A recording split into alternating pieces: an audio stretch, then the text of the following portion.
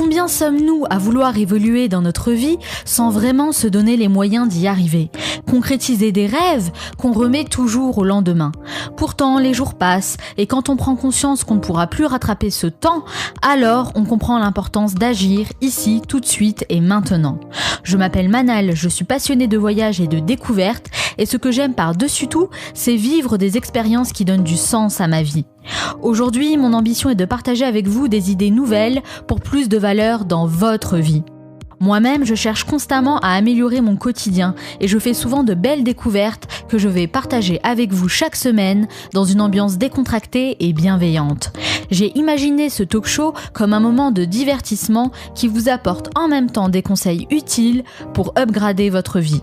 Ensemble, nous pouvons atteindre l'objectif ultime, devenir la meilleure version de nous-mêmes. Bienvenue dans le Manal Show.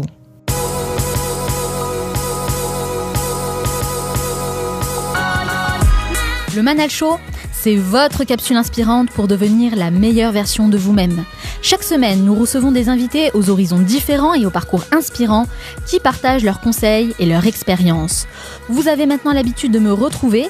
Si vous aimez cette émission, alors n'oubliez pas de vous abonner sur iTunes et SoundCloud en cherchant le Manal Show pour me soutenir. Ça m'encourage beaucoup à continuer. Dans cet épisode d'aujourd'hui, j'ai choisi de parler d'un sujet sensible. L'école. Nelson Mandela a dit « L'éducation est l'arme la plus puissante pour changer le monde ». Mais est-ce toujours vraiment le cas ? L'école d'aujourd'hui répond-elle aux besoins du monde actuel ? Faut-il avoir réussi ses études pour réussir sa vie ? Pas si sûr. Dans la première partie, nous allons découvrir différentes expériences et points de vue. Puis, je recevrai une personnalité qui remet en question la manière d'apprendre à l'école. Il dit notamment dans son livre « Libérez votre cerveau » qu'il ne faut pas obliger le cerveau à ressembler à notre école, il faut forcer l'école à ressembler à notre cerveau. Il s'agit bien sûr d'Idriss Aberkane. Et dans la dernière partie, nous retrouverons nos chroniqueurs qui nous parleront de ce qu'il faut avoir vu, lu ou entendu. Je terminerai cette émission en vous donnant 5 conseils concrets que vous pourrez mettre en place pour développer vos capacités et faciliter votre apprentissage. Et comme Michael Jordan a dit, certains veulent que ça arrive, d'autres aimeraient que ça arrive et quelques-uns font que ça arrive. Cette émission dure 50 minutes et pas une de plus, alors soyez attentifs, faites partie de ceux qui font que ça arrive, passez à l'action. La thématique que je vais aborder avec vous aujourd'hui est l'une des plus importantes à mes yeux. Je travaille dessus depuis déjà plusieurs semaines et je pourrais même y consacrer encore plusieurs mois tellement il y a des choses à dire là-dessus. J'ai lu récemment que 70% des élèves ne savent pas trop à quoi va leur servir l'école. C'est un chiffre qui laisse à réfléchir, 70%. Surtout quand on entend dire que l'école c'est important et qu'il faut avoir de bonnes notes à la fin de l'année. Beaucoup de jeunes n'aiment pas l'école, ou pire encore, ont la boule au ventre tous les matins avant de rentrer en classe. Un vrai problème quand c'est censé être les plus belles années de notre vie. Pourquoi les jeunes étudiants ont parfois le sentiment de perdre leur temps à l'école ? J'ai moi-même rencontré de nombreux élèves qui m'ont dit avoir perdu la motivation et qui préfèrent aujourd'hui investir leur temps dans la création d'un projet professionnel concret. Alors, doit-on obligatoirement réussir à l'école pour réussir dans la vie ? Je suis venue à votre rencontre dans la rue et je vous ai posé la question. Que vous soyez étudiant ou dans le monde du travail, vous allez voir que l'école suscite toujours autant d'intérêt. Pensez-vous qu'il faut obligatoirement réussir à l'école pour réussir dans la vie ? Oula, à la pause déjeuner, non, pas nécessairement. Il y a beaucoup d'autodidactes qui réussissent. Non, je dirais non.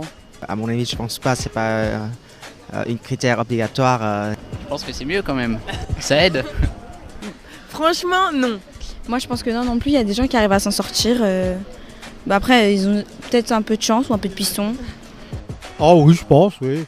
Oui, quand même, bah oui, c'est mieux qu'être le cancre. Absolument, il y a plein de gars qui sont auto-entrepreneurs et qui ont pas le bac ou quoi que ce soit. Oh, ça peut aider quand même. Mais par exemple, si vous faites Polytechnique ou l'école centrale, je pense que ça peut vous aider pour votre vie professionnelle. Ça dépend en fait ce qu'on veut faire dans la vie. Oui et non. Oui, parce que en France, on a besoin de diplôme. Pas forcément, mais par contre, pour certains domaines d'activité, il faut forcément avoir fait des longues études, la médecine, voilà. Non, parce qu'il y a pas mal de gens qui ont beaucoup de potentiel. Et vous pensez quoi, vous, des méthodes actuelles à l'école ? Moi, je trouve que ça va pas du tout. En tout cas, moi, ça me satisfait pas. Non, la nullité de certains professeurs. Il y en avait qui étaient bien, mais alors les nuls, c'était épouvantable. Je ne sais pas si c'est vraiment adapté au monde dans lequel on vit, notamment par rapport aux langues. On a toujours une difficulté par rapport à ça. Donc, Enfin, par exemple, sur un contrôle, je vais réviser, ok, mais je n'aurai rien appris de spécial. Je sais que j'aurai oublié dans la semaine qui suit. Pas apprendre des dates d'histoire sans savoir à quoi ça sert. Et pas apprendre le nombre de cateaux de blé en Bulgarie, ça j'ai jamais appris de toute façon. Pour beaucoup de gens, les méthodes d'apprentissage sont devenues obsolètes en France. On manque aussi parfois d'enseignements importants qui nous manquent quand on arrive dans le monde du travail. Loïc Lemeur, un entrepreneur installé en Californie, a dit lors d'une interview « Il y a des choses qu'on n'apprend pas à l'école. Toutes les opportunités et les choses intéressantes que j'ai eues, c'est d'abord grâce à des rencontres, et ça, on ne l'apprend pas dans les bouquins. » Je partage totalement cette idée et je pense même que l'école manque cruellement de moments dédiés à la réflexion, aux échanges de groupe et aux activités de bien-être. Le bien-être, l'épanouissement, des notions qu'on met vite aux oubliettes alors que finalement, l'objectif de tout individu est d'être heureux, n'est-ce pas ? J'aime beaucoup la conférence TED du jeune Logan Laplanté qui a fait le buzz sur Internet. Il avait 13 ans quand il s'est exprimé sur la problématique de l'éducation et il a dit « Quand on me demandait ce que je voulais faire plus tard, je répondais « être heureux ». Aurait-on oublié le véritable sens de la vie, même jusque sur les bancs de l'école ? Avant de répondre à cette question, petit flashback pour retracer l'histoire de l'école en France et son évolution. Ça dure 3 minutes, c'est la story. Nos compatriotes veulent le changement. Cette semaine, on aborde un sujet compliqué et sensible, l'école. En France, le système éducatif a connu d'importantes évolutions à travers l'histoire. D'abord réservée à une élite et payante, l'école va lentement se démocratiser. Petite rétrospective express. En 1793, Robespierre présente le projet de créer des maisons d'éducation nationale, ancien nom de l'école, gratuites et obligatoires. En 1810, on ouvre des écoles de formation aux instituteurs. Le métier, même si très mal payé, est reconnu. En 1833, on ouvre une école communale pour garçons dans toutes les communes dépassant 500 habitants. En 1850, on impose l'ouverture d'une école pour filles aux communes de plus de 800 habitants. Ici, on ne discute pas, on exécute. Il faut attendre 1882 avec la fameuse loi de Jules Ferry qui rend finalement l'instruction gratuite, laïque et obligatoire pour tous pour que l'égalité des sexes soit reconnue devant l'éducation. Aujourd'hui en France, l'école est obligatoire jusqu'à 16 ans. Elle est gratuite, laïque, mixte et 99% des enfants sont scolarisés, contre 100% en Allemagne, 100% en Espagne ou encore 100% au Mexique. Mais l'université publique y est largement moins chère que dans d'autres pays, comme l'Angleterre ou les États-Unis par exemple, où les montants moyens des frais de scolarité sont respectivement d'environ 10 000 et 34 000 euros par an. Oh my God! Malgré tout, ici, 80% des bacheliers obtiennent leur baccalauréat et seulement 40% d'entre eux passent le cap de la première année à la fac. Il y a de quoi se demander s'il n'y aurait pas 2-3 trucs à revoir concernant le système éducatif français. Car l'éducation reste un sujet à débat, que ce soit sur les rythmes scolaires, les systèmes de notation, les matières et filières privilégiées, il y a beaucoup de façons d'apprendre et pour certains, l'école classique formate, aliène, voire accentue les inégalités. Et des systèmes éducatifs alternatifs se démocratisent. Bon, alors maintenant, vous vous taisez et vous sortez vos cahiers de géographie. En France, environ 25 000 enfants suivent une instruction à domicile, par exemple. Il existe aussi près de 700 écoles alternatives où la pédagogie va à l'encontre de l'enseignement traditionnel. Et ce chiffre gonfle. Aimer apprendre et aimer l'école ne sont pas tout à fait la même chose. Et l'école telle qu'on la connaît n'est pas forcément faite pour tout le monde. Enfin, dans certains pays, on pense l'éducation autrement. C'est le cas de la Finlande, et oui, encore eux, où l'école a été complètement réformée. Les enfants commencent à 7 ans et pendant leurs 6 premières années d'apprentissage, ils ne subissent aucune évaluation. Toutes les matières sont valorisées, tous les élèves aussi. Les emplois du temps sont moins chargés qu'en France, les cours sont limités à 45 minutes, entrecoupés d'une pause de 15 minutes, et les redoublements sont rarissimes. Mais surtout, là-bas, tout est fait pour rendre l'apprentissage le plus ludique possible. On laisse plus de choix et de liberté aux élèves qui doivent venir par envie et non par contrainte. D'ailleurs, les Finlandais disent « On peut préparer les enfants pour des examens ou pour la vie, nous choisissons la vie ». Le monde change et ce que l'on sait de notre cerveau et de l'apprentissage aussi. Vous pouvez être fiers de vous. Oui, le monde change et on connaît aujourd'hui des personnalités avec des niveaux de succès incroyables qui n'ont pas pour autant de diplôme. Il y a d'ailleurs une citation que je trouve particulièrement forte de sens qui dit « J'ai échoué à mes examens. J'ai un ami par contre qui a réussi tous ses examens à Harvard. Lui, il est ingénieur chez Microsoft. Moi, je suis fondateur de Microsoft. Moralité, Bill Gates nous dit clairement que l'échec scolaire peut en réalité être un diplôme. Il existe de nombreux autres exemples de personnalités ayant réussi dans le monde des affaires sans avoir forcément réussi à l'école. Jean-Paul Gaultier est l'un des plus grands stylistes du monde. Pourtant, il n'a pas passé le bac et s'est même arrêté avant. Sophia Amoruso, fondatrice de Nasty Gal, auteure à succès et productrice de sa propre série sur Netflix, a commencé sa carrière en étant fauchée et sans diplôme. Elle est aujourd'hui l'une des femmes les plus influentes du web. À la tête du groupe Pinault Printemps Redoute, François Pinault est aujourd'hui la 7e fortune de France. Pourtant, lui non plus n'a jamais eu son bac. Il a quitté l'école à 16 ans. Alors oui, tout le monde ne peut pas devenir le nouveau Steve Jobs. Néanmoins, ces exemples de réussite nous poussent à réfléchir et à remettre en question le rôle de l'éducation aujourd'hui dans notre société actuelle. En ce qui me concerne, il y a quelque chose qui m'a toujours frappé. C'est le niveau assez faible que nous avons en anglais, alors qu'on suit des cours dès le collège, voire même le primaire pour certains. Si je fais le compte, j'ai à mon actif 10 ans de cours d'anglais pour un résultat plutôt moyen à la fin. Arrivé à l'âge adulte, j'ai dû suivre des formations spécifiques et utiliser des moyens alternatifs pour me perfectionner. On voit de plus en plus de personnes qui osent remettre en question les méthodes d'apprentissage de l'école telles qu'on la connaît. La parole se libère petit à petit, notamment avec l'émergence de l'entrepreneuriat en France. Si je vous dis que la connaissance a beaucoup plus de valeur que l'argent, c'est l'idée que défend Idriss Aberkane, enseignant et chercheur en neurosciences cognitives reconnu dans le monde. Il est devenu une véritable référence dans ce domaine et il est régulièrement invité dans les médias pour parler de ses idées innovantes. Il sera avec moi dans la deuxième partie de cette émission pour raconter son parcours et partager sa vision de l'éducation. Alors restez bien à l'écoute, à tout de suite.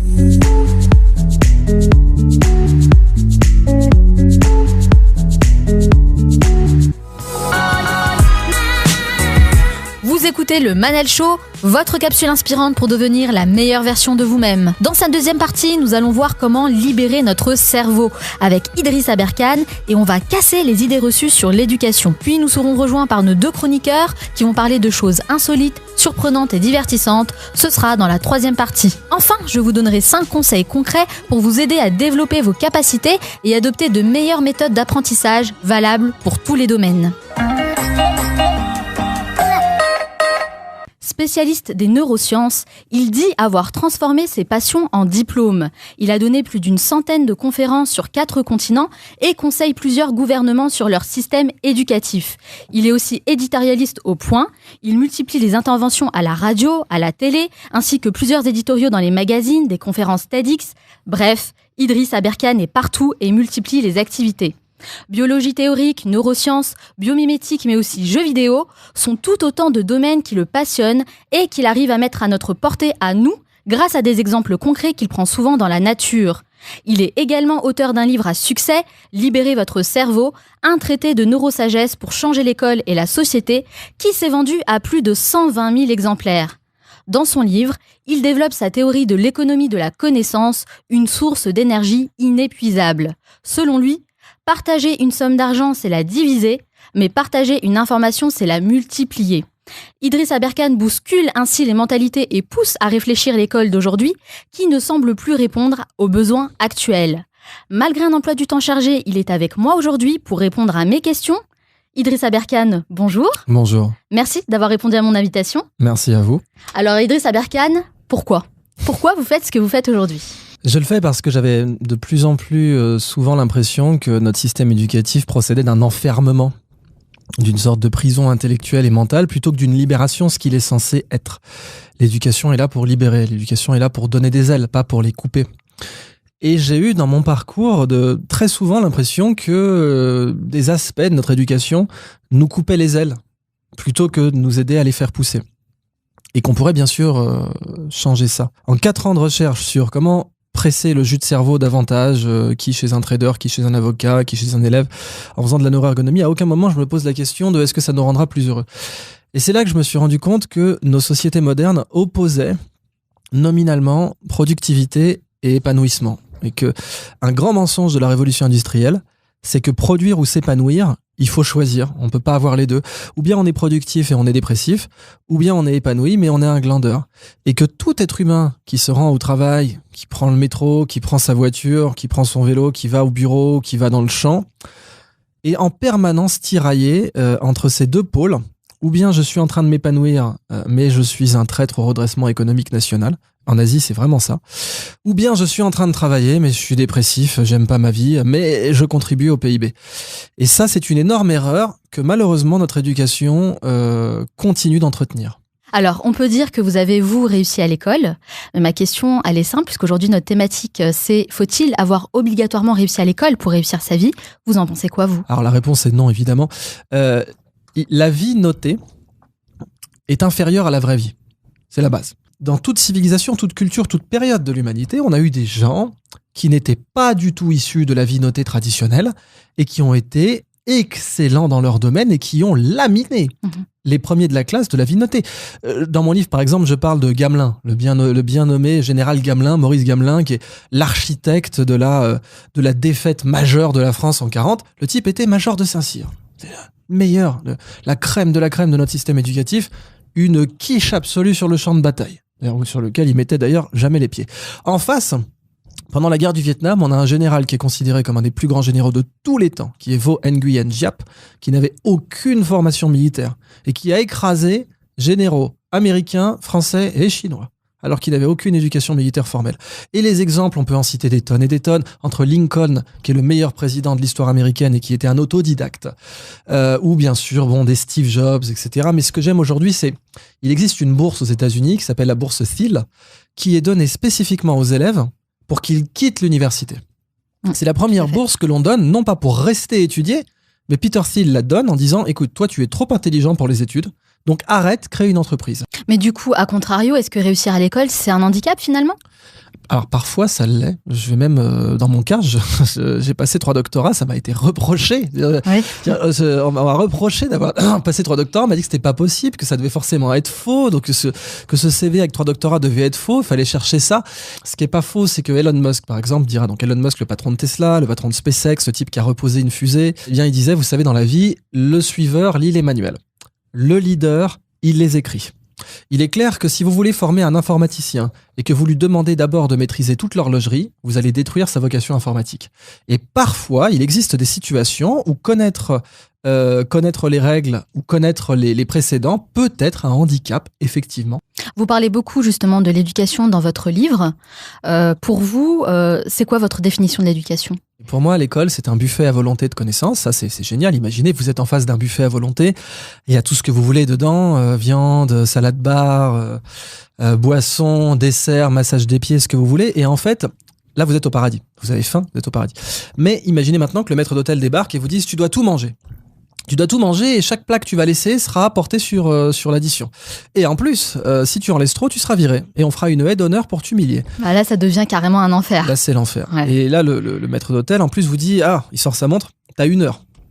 Quelqu'un l'a fait avant toi, donc on sait que c'est possible. » Bon, ça, c'est débile. C'est pas comme ça qu'il faut faire. Et vous pensez que c'est ce qu'on fait aujourd'hui à l'école ? Oui, mais totalement. Si jamais vous avez laissé trop, vous n'êtes pas noté sur ce que vous avez mangé à l'école. Jamais. Vous êtes noté sur ce que vous avez laissé. Personne n'a 20 sur 20 de moyenne. Si vous n'avez pas sur 20 de moyenne, c'est bien que la note représente ce que vous avez laissé, ce que vous n'avez pas mangé ou digéré. Ensuite, il y a un programme, vous devez l'avaler, qu'il pleuve, qu'il vente ou qu'il neige. Et quelqu'un l'a fait en telle heure, donc on sait que c'est possible. Et également, si vous en laissez trop, vous êtes humilié, vous redoublez.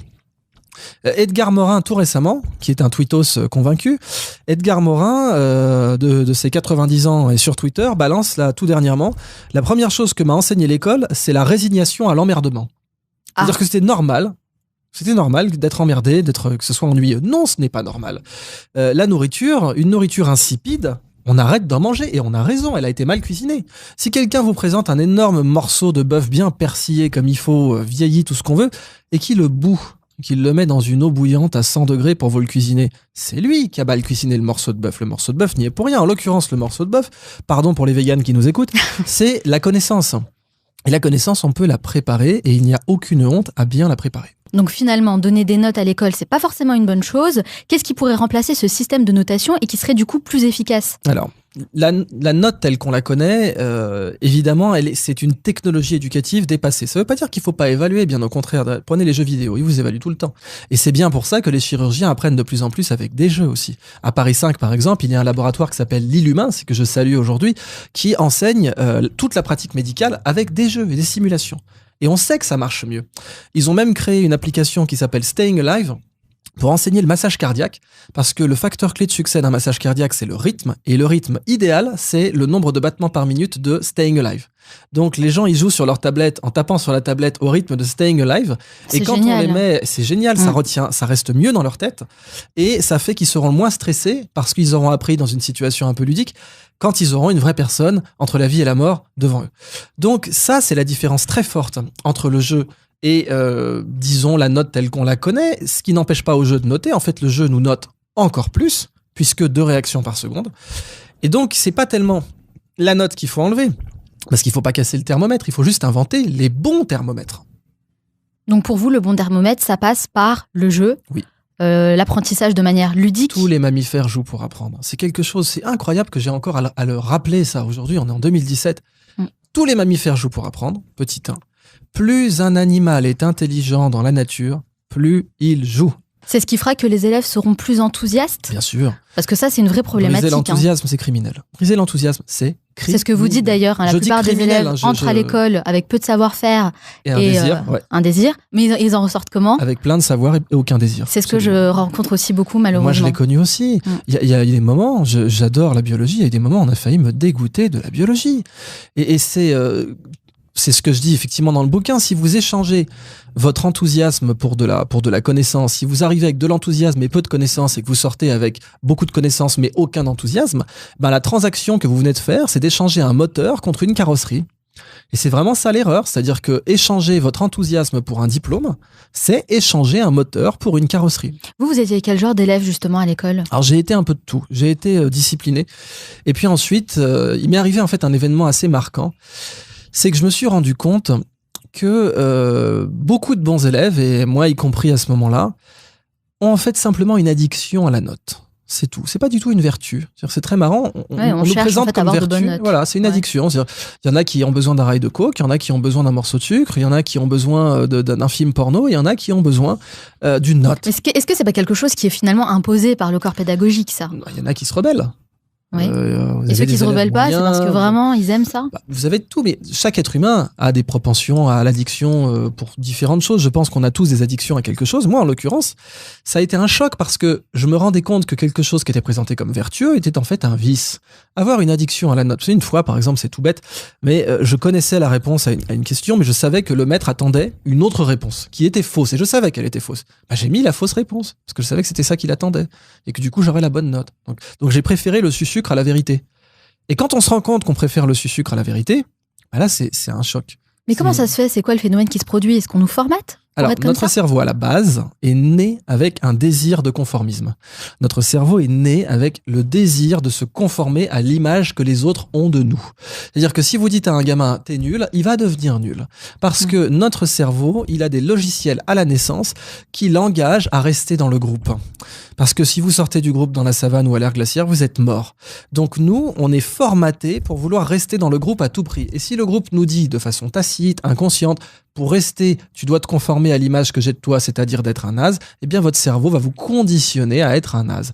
Et donc si jamais le groupe vous dit pour rester, tu dois être bon, respecter la note, respecter l'autorité, votre cerveau, d'ailleurs on a des preuves aujourd'hui en neurosciences que la partie du cerveau qui va s'activer quand vous êtes rejeté, oui, c'est laquelle ? C'est l'amygdale qui est deux parties, il y en a des deux côtés du cerveau, qui sont un centre décisif de la peur. D'accord. Et même de la douleur physique. C'est-à-dire que quand on se fait rejeter par le groupe, notre cerveau nous envoie des signaux comparables à ceux d'une douleur physique, comme si on avait pris un coup de couteau, quelque chose comme ça. C'est assez négatif quand même, je trouve. Bien c'est sûr, vraiment, c'est fort quand même, de ressentir ça à l'école, c'est grave, Quand non ? je dis libérer votre cerveau, c'est ça que je dis. C'est-à-dire il faut vous libérer de ces logiciels qui prennent le contrôle, qui vous disent ressemble à ce que les gens te disent. Non, ne ressemble pas à ce que les gens te disent. Sois libre, ressemble à ce que toi, tu as comme image de toi-même. Ressemble à qui tu veux ressembler. Choisis l'image que tu veux, toi, te rendre. Alors, vous voyagez beaucoup, du coup énormément. Vous étiez même à l'île Maurice. J'ai vu plein de conférences de vous là-bas. Cette fois, c'était Nouméa. Pour ce Nouméa, exactement. Justement, pendant vos voyages, est-ce que du coup, vous avez découvert des modèles d'éducation dont on pourrait nous s'inspirer ici en France? Ouais. Absolument. Déjà, vous avez la fameuse technique de Singapour pour enseigner les maths. La méthode de Singapour. J'en entends beaucoup parler en ce moment sur Internet, effectivement. Et oui, parce qu'elle est toute simple. Notre cerveau, il aime le concret. Eh bien, la méthode de Singapour rend concrètes les maths pour les enfants et les rend tangibles. Et tangible en neurosciences, c'est un mot qui est lourd de sens. Et du coup, ils apprennent beaucoup mieux. Et derrière ça, il y a l'idée de l'ergonomie, c'est-à-dire que l'ergonomie n'est pas un vice. Moi, j'ai eu des profs dans une des écoles que j'ai fréquentées, évidemment, je vais pas dire laquelle, parce qu'elle continue à dire ça, qui m'ont dit « Je ne fais pas d'effort pour vous parce que faire de la pédagogie, ce serait vous insulter. On vous a sélectionné, nous sommes une grande école française, faire de la pédagogie, ça serait vous insulter. » Voilà. On pense comme ça en France. Est-ce qu'il y a d'autres concepts, d'autres méthodes dont on pourrait encore s'inspirer? Alors, moi, j'aime bien voir la méthode effectivement en bout de chaîne. Par exemple, en classe, ça, j'en parlerai jamais aussi bien que Céline Alvarez. Je vous recommande de voir le travail de Céline Alvarez, Les lois naturelles de l'enfant. Excellent ouvrage que je considère très objectivement comme supérieur au mien parce que concrètement, elle a Gennevilliers. Elle a réussi à apprendre à lire, écrire, compter et faire des divisions avec reste, donc des divisions entières, à ses enfants de 4 à 5 ans. Ça, c'est vraiment extraordinaire. Là, si vous voulez voir une bonne méthode d'éducation en bout de chaîne, il faut regarder ça. Et vous, est-ce que vous avez le souvenir d'un professeur qui a marqué, vous a marqué dans votre scolarité? J'en ai même plusieurs. Donc, et ce que j'observe, c'est qu'à chaque fois, c'était des profs que j'allais voir après les cours. Et parce que le mentorat à l'école n'a le droit de se produire qu'en dehors. Des heures de bureau, quoi. Et c'est ça l'échec, c'est que en fait les Léonard, les Victorien de Feltre, les Tintoret, les Raphaël, le mentorat se produisait au cœur du modèle éducatif pour eux, dans l'atelier de la Renaissance, le mentorat, et même dans les ateliers de la construction des cathédrales, par exemple, le mentorat se produisait au cœur de la relation éducative. Pour nous, le mentorat se produit en périphérie, et c'est là que l'erreur se trouve. Alors, on voit que vous faites beaucoup de choses. Mais quand vous ne faites pas de recherche, que vous n'êtes pas dans le travail, qu'est-ce que vous aimez faire? Qu'est-ce qui vous passionne à côté? Mon métier me passionne, donc c'est aussi pour ça que j'ai fait 3 doctorats, c'est parce que j'ai pris des trucs de mon temps libre et j'en ai fait des diplômes. J'étais passionné de géopolitique, j'en ai fait un diplôme, mais j'ai la chance effectivement de faire ce que j'aime. Cela dit, j'aime bien les jeux vidéo, beaucoup, je suis un gamer convaincu. Oui, c'est ce que j'avais dit dans la présentation, vous aimiez beaucoup les jeux vidéo. Et oui, parce que j'ai grandi avec déjà, qui sont une forme d'art, contrairement à ce qu'on a pu dire, il y en a des bons et des mauvais, de même que dans le cinéma, il y a des navets et des chefs-d'œuvre, dans le jeu vidéo, il y a des navets et des chefs-d'œuvre aussi. Est-ce que vous avez un nom de jeu vidéo à partager avec nous? Un bon jeu vidéo. Mais ça dépend pour qui, quel âge, etc. Pour les adultes, je recommande vivement The Witcher 3, mais là j'enfonce une porte ouverte, il a été nommé meilleur jeu de l'année 2016, c'est un chef-d'œuvre absolu. D'un point de vue artistique, histoire de l'art, c'est un jeu qui est inspiré de la structure de la Qassida, s'il y en a que ça intéresse, la Qassida, poème pré-islamique qui a été très utilisé ensuite au Maghreb. Ce qui est beau dans un jeu vidéo, c'est que la totalité du jeu est mathématique, a été codé dans un ordinateur, la courbe d'un visage, la couleur d'un œil, la structure d'une intelligence artificielle, tout ça a été codé, donc ça permet d'expliquer, demander à un enfant qui a joué à un jeu vidéo comment les règles du jeu vidéo fonctionnent et de les mettre par écrit, c'est peut-être la meilleure introduction à l'algorithmique. Je comprends mieux maintenant pourquoi vous aimez les jeux vidéo. Alors, c'est quoi la journée type d'Idriss Aberkane? Il n'y en a pas. Ça dépend d'où je me trouve. En ce moment, par exemple. Là, vous êtes à Paris, c'est ça? Ouais, là, je suis à Paris. Alors, sur une péniche, précisément. Donc, sympa. Ouais, j'aime beaucoup. C'est être proche de l'eau. Donc, une journée type, pour moi, en général, c'est un tout petit peu de sport quand même. Pour pas être... parce que je suis quand même relativement sédentaire. Pas dans plutôt le matin? Ouais, plutôt le matin.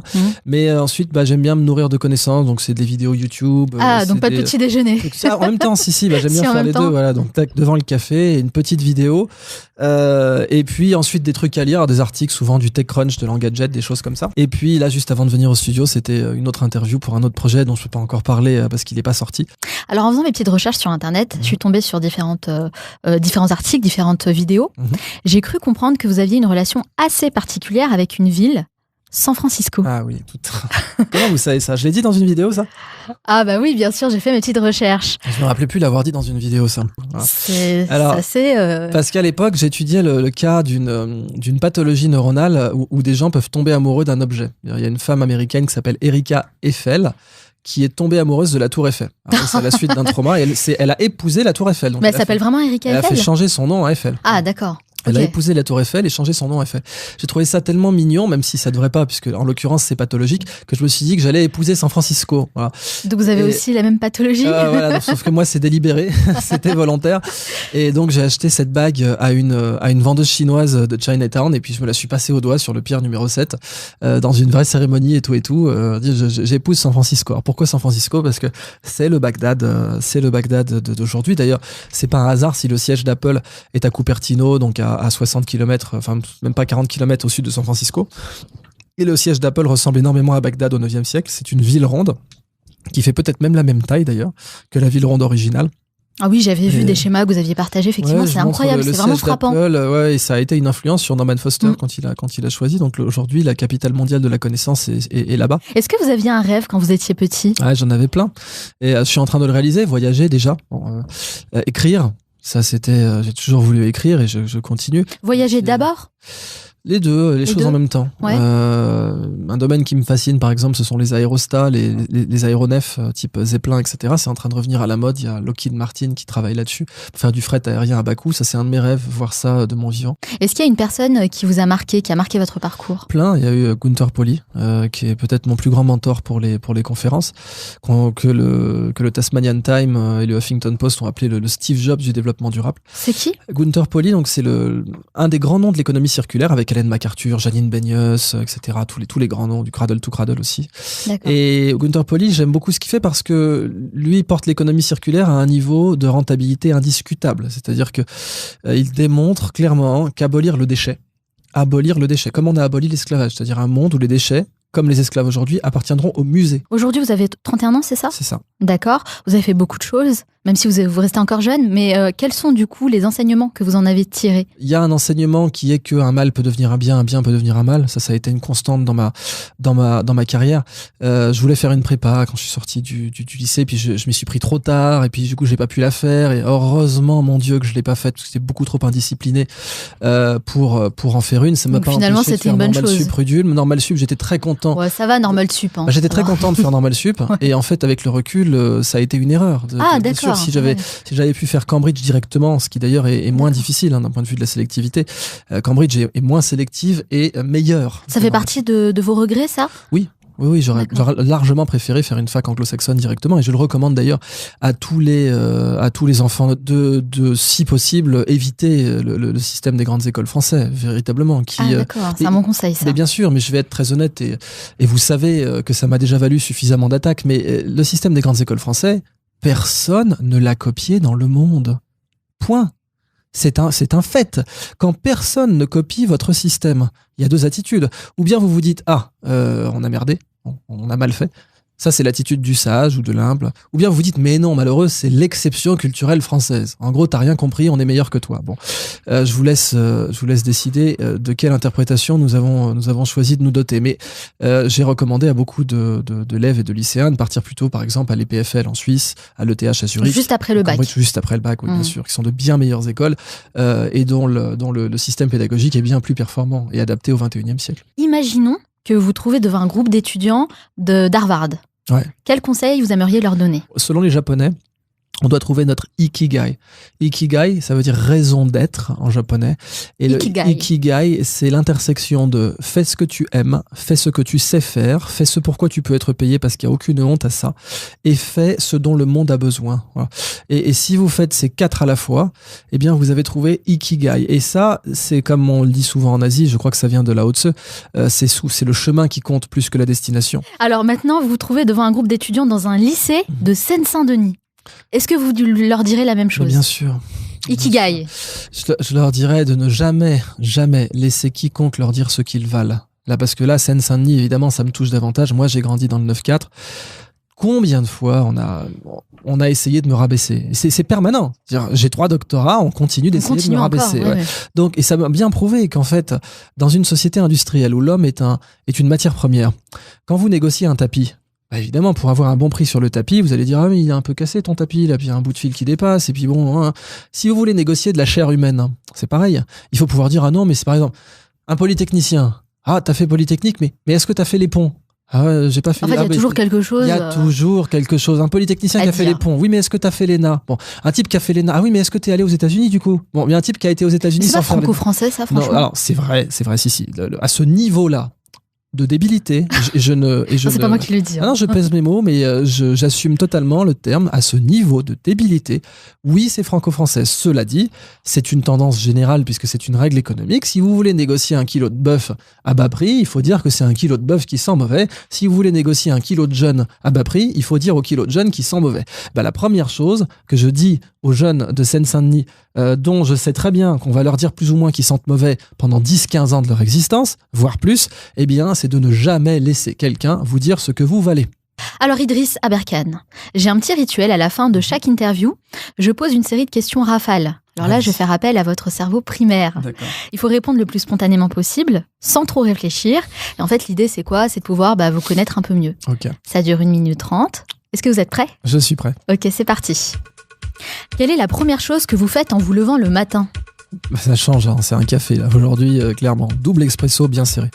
Quelle est la personne que vous admirez le plus?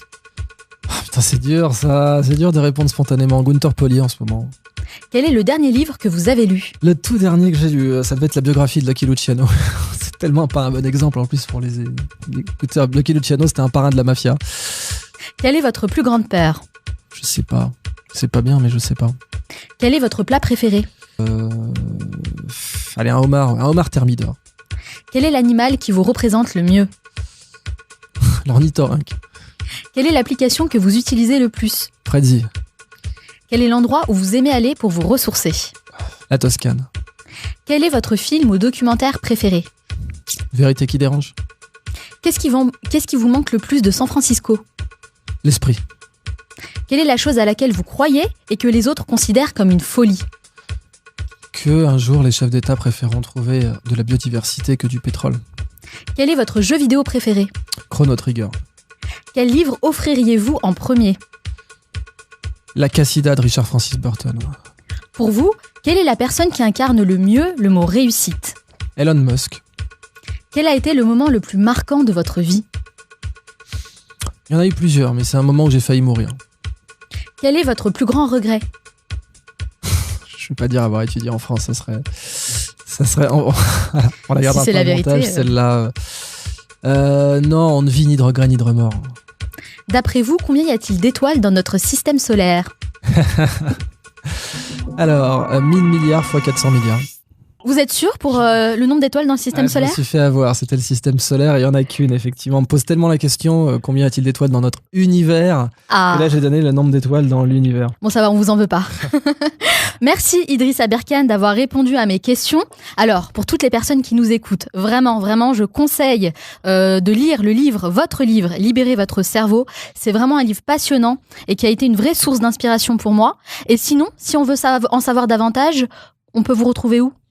Alors sur mon site idrissaberkane.org et puis une fois que vous avez mon livre, il y a quand même des auteurs très au-dessus, par exemple Céline Alvarez, Michael Launay, Le grand roman des maths.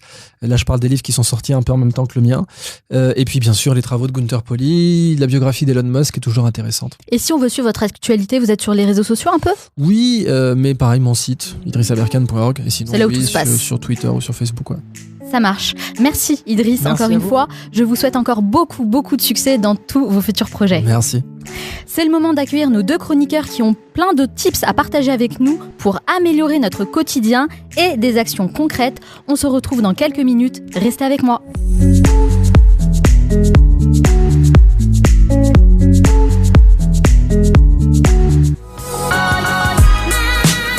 Vous écoutez le Manal Show, votre capsule inspirante pour devenir la meilleure version de vous-même. Vous souhaitez développer les capacités de votre cerveau ? Ça tombe bien, puisqu'à la fin de cette émission, je vous donnerai des conseils concrets pour développer des méthodes d'apprentissage efficaces. Mais avant ça, on retrouve nos deux chroniqueurs, Juliette et Sofiane, qui vont nous parler de choses hyper concrètes justement pour améliorer notre quotidien. Salut Juliette. Salut. Alors toi, tu es notre chroniqueuse web. Merci. Et chaque semaine, tu choisis et commentes une vidéo que tu as trouvée sur le net. Aujourd'hui, tu vas nous parler d'environnement. Ouais. Exactement. En fait, il y a quelques semaines, on a fait une émission dans le Manal Show sur comment changer ses habitudes. Du coup, j'ai eu envie de voir ce qu'on pouvait faire de facile et qui va avoir un impact sur notre monde. Donc, je vais vous parler d'une vidéo que j'ai trouvée sur Facebook, sur la page de Mister Mondialisation. Je ne sais pas si vous connaissez. Tu connais ? Mister Mondialisation, ouais. Non. T'en as pas entendu parler ? Non. Bon, pour ceux qui n'en ont jamais entendu parler, comme Manel, Mister Mondialisation, à la base, en fait, c'était un blog qui est né en 2004, donc il y a déjà un petit bout de temps. Hein. Et c'est un blog assez famous. Puis en fait, après, son auteur a voulu faire une chaîne YouTube qui, elle-même, a créé une communauté d'internautes sur Facebook. Communauté qui, aujourd'hui, a plusieurs millions de personnes, mais qui reste très sympa, familiale et surtout sans subvention ni partenaire privé. Bref, donc j'ai trouvé une vidéo éco-friendly, comme on dit, sur les courses zéro déchet. Alors, la première idée, quand vous faites vos courses, par exemple, sur un marché avec fromagerie, boucherie, etc., vous pouvez amener avec vous vos propres contenants, Tupperware, comme dit ma maman, et demander aux commerçants, en fait, de placer vos produits directement dedans. Donc, il n'y aura pas d'emballage et c'est le même niveau d'hygiène. Bon, je vous conseille quand même de ne pas garder votre volaille 5 heures au soleil, hein, mais d'aller la placer tout de suite dans votre frigo. L'idée 2, c'est de prendre avec vous des tote bags. C'est des sacs en toile. En plus, ils sont hyper tendance en ce moment. Ah, mais oui, les tote bags. Mais oui, tout le monde en utilise. Ouais. Moi aussi, j'en utilise d'ailleurs. Moi aussi, j'en utilise. Et c'est... Bon, maintenant, on peut en trouver des vraiment pas chers et très mignons, très tendance. Et du coup, là, ça évite qu'on mette les produits dans des sacs plastiques. Pareil, dans les hypermarchés, les sections fromagerie, boucherie, etc. Ne refuseront pas de vous mettre les produits dans les contenants. Pour les fruits et légumes, pensez à peser vos sacs avant de mettre vos produits dedans pour ne pas avoir à payer le prix du sac. Donc, vous pouvez utiliser les sacs en toile plutôt que de prendre des sacs en plastique qu'on vous donne et qu'on met tout de suite à la poubelle quand on rentre chez nous. Et puis en plus, un sac en toile, c'est quand même plus fashion. Exact. Et le fashion, c'est important quand même. Alors, l'idée 3, c'est de aller dans des boutiques qu'on appelle courses en vrac. Vous en trouverez donc les localisations sur Internet. Et en fait, là, tous les produits sont disposés dans des contenants en verre. Vous vous servez directement dedans et ça marche à la pesée. Et donc là, vous trouvez tout. Hein. Il y a céréales, pâtes, riz, café, thé, etc. J'ai même l'impression que c'est moins cher, hein. Ça peut être moins cher, je vais y venir. Ok. Donc non seulement on n'utilise pas d'emballage, mais en fait déjà il y a un gain de temps aussi quand on rentre à la maison. Vos courses sont déjà rangées, étiquetées, il n'y a plus qu'à mettre dans les placards. Pour les plus sceptiques, allez voir la vidéo, vous verrez qu'on met exactement le même temps que quand on va faire ses courses normalement. Et ça coûte même jusqu'à 40% moins cher. Quand même, et c'est pas négligeable. Donc, il y a quand même quelques produits qu'on peut plus utiliser parce qu'on peut pas les défaire de leur emballage. Mais bon, de 1, on vous demande pas forcément d'être à 100% dans le zéro déchet. Et de 2, ça pousse à réutiliser certains produits, à utiliser son imagination. Et ça veut dire trouver de nouvelles recettes. C'est aussi un moyen de réduire sa consommation. Et ça fait du bien au portefeuille. Et dernier exemple, si vous avez envie de manger sur le pouce, par exemple dans une baraque à frites, vous pouvez demander à ce qu'on vous les mette directement dans votre bento plutôt que dans un emballage en papier. Limiter ses déchets, ce n'est pas limiter ses envies, c'est juste changer un tout petit peu ses habitudes. C'est joliment dit. Bon, on commence quand ? C'est ça la question. Quand est-ce que vous commencez ? Moi, j'ai envie de dire prochaine course, tout de suite. Voilà. Vous verrez, c'est très très simple. Ok, super, merci Juliette en tout cas. Salut Sofiane. Hello to you. Comment ça va ? Ça va et toi ? Alors toi, tu vas nous parler d'un truc qui m'intéresse. Tu vas nous expliquer comment ressusciter notre paire de baskets fétiche. Ah, bien sûr, est-ce que tu fais attention à tes sneakers d'abord ? Hyper attention, tu rigoles ou quoi ? Voilà, moi par exemple, j'essaie de collectionner avec les moyens que j'ai, parce que c'est difficile en ce moment, mais j'essaie de collectionner des baskets. T'as pas la collection de DJ Khaled ? Non, j'ai pas sa pièce malheureusement, j'aimerais trop. Ouais. DJ Khaled, si tu nous entends. Du coup, le magasin, c'est un atelier en fait qui s'appelle Sneakers and Chill. Sneakers and Chill. Voilà. Donc, sneakers et tu chill. Tu vois. Sympa. L'hôpital des sneakers. Vraiment, l'hôpital des sneakers, on soigne la basket. C'est pas remboursé par la sécurité sociale au passage. En fait, concrètement, du coup, comment ça se passe ? Moi, j'ai une paire de baskets, que je voulais lui donner un petit coup de peps. En gros, tu peux faire 3 choses, soit la nettoyer, la réparer ou la customiser. C'est leur dicton. Et c'est 3 entrepreneurs qui s'appellent Jean, Nathan et Romain, que l'on surnomme les marabouts de la basket. 3 jeunes, donc des potes, qui ont monté en septembre 2016 leur propre cordonnerie 2.0. Ah, donc en fait, c'est 3 entrepreneurs. Voilà, et ils sont partis sur une idée très simple. À chaque fois qu'ils allaient en soirée, ils voulaient en finir avec l'idée de voir leur paire de sneakers complètement sale, voire impossible à remettre. Du coup, ils se sont dit pourquoi pas monter un magasin pour nettoyer ma paire de baskets en fin de soirée lorsqu'elle est dégueulasse, toute trempée, toute dégueulasse. En leur donnant une seconde vie. Un coup de jeune, c'est plus donc qu'un métier que de cordonnerie, qu'ont pu connaître notamment nos parents. Sauf que là, on fait ce métier-là avec des produits beaucoup plus actuels, beaucoup plus modernes. Oui, voilà. En gros, ils font face à du cuir, à tout type de surface, de matière, pardon. Sauf qu'ils peuvent pas réparer 2 choses, les bulles d'air et les fameux trous qu'on peut avoir après avoir joué au foot, par exemple. Parce que, en fait, c'est réservé à un métier qu'on appelle les stoppers aux États-Unis. Et c'est un métier qui n'existe malheureusement plus du fait du coût. Parce qu'aujourd'hui, réparer une bulle d'air de Nike ou de Jordan ou d'Adidas coûte un SMIC français. Là, c'est surtout qu'Adidas, ils préfèrent que tu rachètes une nouvelle paire de baskets, en fait. Voilà. C'est plus tout rentable. Tout est fait pour pas qu'elle explose, tout simplement. Pour qu'elle explose, justement. Et alors, si moi, j'ai une paire de sneakers que j'aimerais justement réparer, je vais où ? Il faut aller au 78 rue d'Aboukir. C'est là où est situé Sneakers & Chill, dans le quartier Montorgueil à Paris. Et c'est ouvert du lundi au samedi. Et en gros, quand tu rentres, moi j'y suis allé, c'est un peu comme un magasin américain. Tu rentres, tu t'installes dans un confortable Chesterfield, tu sais, les fameux canapés marrons. Avec les gros trous du là. 18e siècle, voilà, où tu t'es assis, mais pire qu'un matelas orthopédique. Et en fait, moyennant 12 € à peu près, on se fait nettoyer sa paire de sneakers sur fond de musique soul et hip-hop, tout ce que j'aime, quoi. Ah, c'est sympa, donc t'as l'expérience qui va avec. Voilà, et en plus, c'est que 12 €, moi j'avais payé 12 € pour réparer ma paire de baskets, et ils m'ont raconté qu'en gros, ils avaient en moyenne 15 clients par jour dès leur ouverture. Donc c'est dire la demande. Le marché de la sneaker, c'est aujourd'hui un marché qui pèse 2 milliards d'euros en France, et porter sa sneaker, c'est pouvoir l'entretenir comme sa voiture, c'est devenu un art. Et justement, le magasin est un véritable garage, puisqu'il propose plein de choses.